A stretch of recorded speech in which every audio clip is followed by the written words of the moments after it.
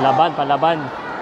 Gusto niya mabago ang kapalaran ng mga taga Batangas. Ay ala. Ala banate, banate.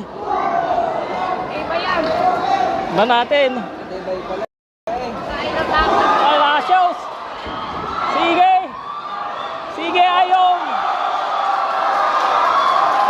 Sinaktan. Bibilangan. Nahilo. Malapit na ang katapusan.